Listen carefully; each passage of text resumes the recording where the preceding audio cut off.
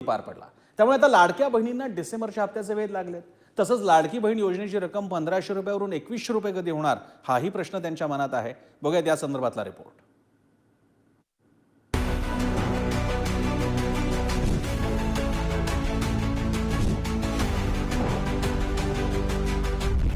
ज्या लाडक्या बहिणींनी महायुतीच्या पदरात मताचं दान टाकलं त्या लाडक्या बहिणींच्या खात्यात लवकरच डिसेंबर मधील हप्ता जमा होणार आहे। लाडकी बहीण योजनेचा लाभ 2100 रुपयांपर्यंत वाढवण्यात येईल असं आश्वासन निवडणुकीत महायुतीने दिलं होतं। याबाबतचा निर्णय आगामी अर्थसंकल्पात करण्याचे संकेत नवनिर्वाचित मुख्यमंत्री देवेंद्र फडणवीसांनी दिले।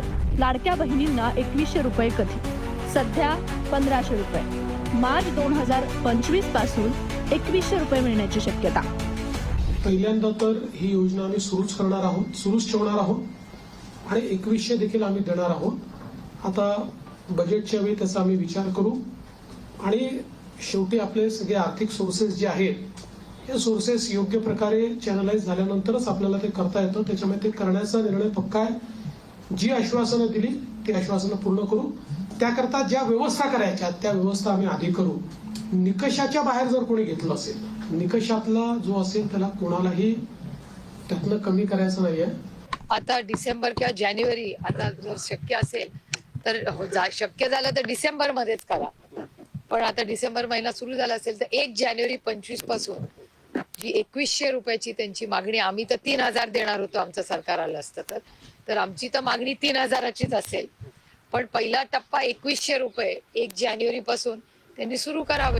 5 महिन्यांपूर्वी झालेल्या लोकसभा निवडणुकीत महायुतीला मोठा फटका बसला। त्यामुळे मध्य प्रदेशच्या धर्तीवर महायुती सरकारने मुख्यमंत्री लाडकी बहीण योजना सुरू केली। त्या माध्यमातून राज्यातील लाभार्थी महिलांच्या खात्यात 5 महिन्यात 7500 रुपये जमा झाले। त्यामुळे ही योजना महायुतीसाठी गेम चेंजर ठरल्याचं दिसतंय। आपली लाडकी बहीण योजना जी आहे ही पुढचा लगेच डिसेंबरचा हप्ता हाच आपला तो तात्काळ खात्यात गेला पाहिजे। त्यामुळे आम्ही पूर्ण त्याचं तरतूद केलेली आहे। काही त्याच्यामध्ये अडचण नाही। कारण तुम्हाला मी सांगतो की आम्ही जे घेतलेले निर्णय जे आहेत हे कागदावर राहिले नाहीत। सगळे निर्णय त्याची अंमलबजावणी झाली म्हणून तर एवढ्या मोठ्या प्रमाणावर लोकांनी विश्वास दाखवला।